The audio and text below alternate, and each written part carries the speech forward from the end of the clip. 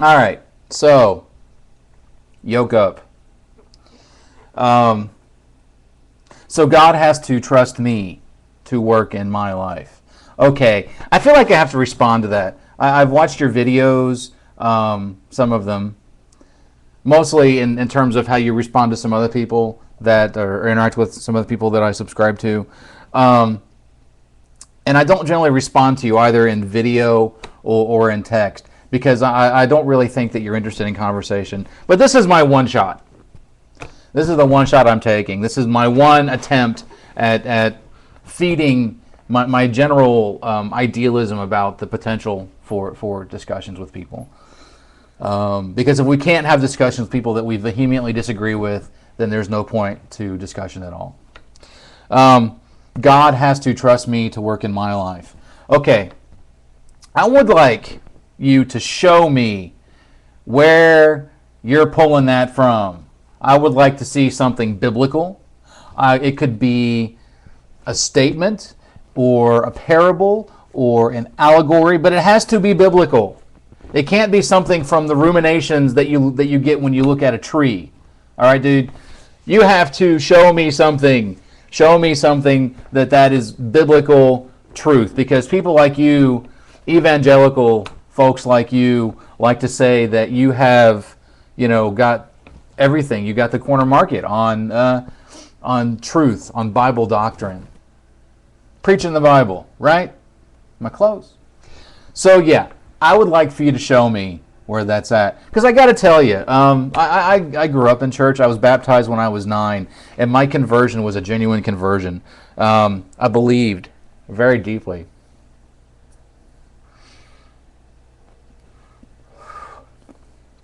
And I believed well into my teens. I was one of those kids who carried his Bible to school, who went up against the principal to have Bible studies in school. And I cited the First Amendment incorrectly, naively, idealistically, stupidly, to get Bible studies so that I could run a Bible study before school in a classroom. And in addition to that, I also, studied biblical text. I studied the Bible. I've read it several times, all of it. And not only the Protestant version of the Bible, but the Catholic version with extra books that the Protestant churches don't recognize. I've also read the apocryphal books. I've read some of the Gnostic books. I've read from the Book of Mormon. I've read some of the less accepted texts because they're historically questionable, like the lost books of Eden. And in addition to that, I studied the Quran, parts of it. I read the Four Pillars of Buddhism. I read the Bhagavad Gita. I've studied a little bit of Hinduism. And I got to tell you, in all of those, I was looking for some kind of catch and some kind of God, because as I got older, I began to realize that the God that I was claiming to believe in, even though my conversion was honest and I was a child, I never felt those things that you say that that a Christian should feel, that faith, that grace. But I went through the motions because I honestly believe that if I went through the motions enough, if I did the things enough, that I would wake up one day and I would feel something. I gave up a lot of things. I didn't succumb to many temptations because not because I had faith, but because I was so afraid that if I did that I would be irredeemable. And the weight of that got to be too much for me. And it made me question. And then I actually did other things like studying other religions, other perspectives, other Protestant denominations, as well as Catholicism, as well as other religions in general, world religions, looking for some sign of the God that in my childhood I was so hungry for.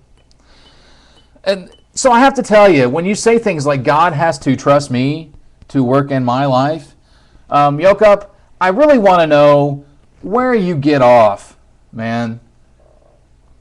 That's not biblical. That's sort of the religious version of blaming the victim, isn't it? That's like saying that a woman deserves to get raped because she's wearing a short skirt. Come on, man. So show me. I don't want to get too upset. That was not my intention. And actually, that wasn't me getting upset. But, so, this is my challenge. You like to challenge atheists and agnostics to defend their positions. So, defend your statements and the statements of your wife, who seems very well intended, although she's every bit as deluded as you are. Show me in the Bible. See, I don't like when people pull biblical text out to support Christianity, because the Bible was written by a bunch of people over generations and over the years, and so it's fundamentally unreliable. But I'll even allow you to use biblical text. Show me somewhere in the Bible, and not a single verse taken out of context. Okay, don't do that. That trick just doesn't work. Pulling something out of context and then giving it a whole new meaning depending on the mood of the day. Show me something biblically that where you can find that it says that God has to trust me. Because the last time I checked, biblically, all I had to do, all anyone has to do, is believe.